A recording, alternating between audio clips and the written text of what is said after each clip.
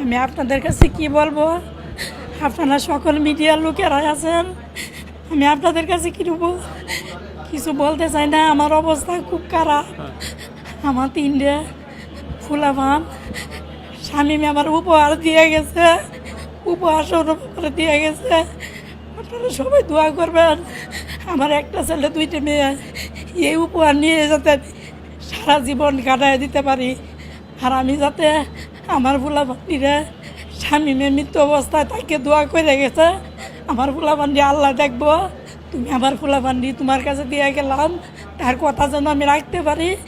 আর আমি যেন তার কথা মতো তার ফুলাভান্ডিরে মানুষের মতো মানুষ করে গড়ে তুলতে পারি।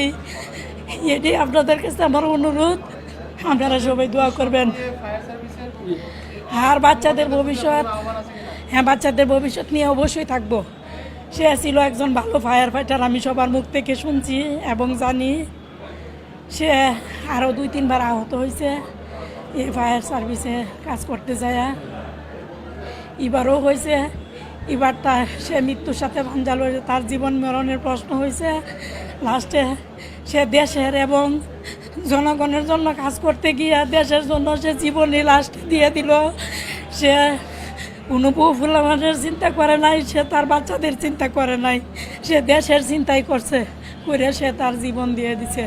ফায়ার সার্ভিস এবং সিভিল ডিফেন্সের চৌধুরী মহোদয়, আপনারা সবার প্রতি আমি দৃষ্টি আকর্ষণ করে বলছি, সে চাকরি করতো, মাস শেষে বেতন পাইতো, আমার কিছুই নাই। আমার ফুলাফানগুলো ছোটো বাচ্চা, একটা 5-এ পড়ে, একটা 2-তে পড়ে, আরেকটা 4.5 বছর। পড়ারে যাতে আমি ভালোভাবে লেখাপড়া করাইতে পারি আমার ছেলে মেয়েরারে, এবং তাদেরকে যেন আমি মেয়েরারে ভালো একটা স্কুলে পড়াশোনা করার সুযোগ দান করে, আমার তাদের কাছে অনুরোধ রইল। এবং তারা যাতে আমার খোঁজখবর নেয় এবং আমার সাহায্য সহযোগিতা করে, ইয়ার স্যার আমার কোনো উপায় নাই। এটা হয়েছে আমার তাদের কাছে অনুরোধ। তারা যদি আমার সহযোগিতা না করে, আমি এই ভোলাপান নিয়ে আমি দিন পারে দিতে পারবো না। তাদের কাছে আমার অনুরোধ রইল।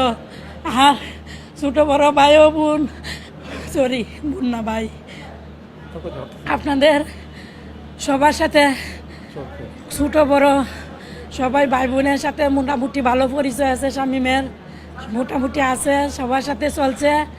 আপনারা সবাই তারে ভুল ত্রুটি হইলে আমাদের সাথে দেখে দিবেন। আর যদি আপনাদের সাথে ছোটো বড় ভাইদের সাথে কোনো টাকা পয়সা লেনদেন থাকে, আপনারা জানতে থাকেন, আপনারা অবশ্যই আমাকে জানাবেন। আমি এই ঋণ পরিশোধ করার জন্য আমি আপনার চেষ্টা করব। কেননা মানুষ যে মানুষের ঋণ না দিয়ে মরে, সে বেহেশতে প্রবেশ করতে পারবে না। ঋণ পরিশোধকারীর ঋণ প্রবেশ করতে হয়, আপনারা আমাকে জানাইবেন। আপনাদের কাছে আমার অনুরোধ রইল, আপনাদের কাছে আমার অনুরোধ রইল।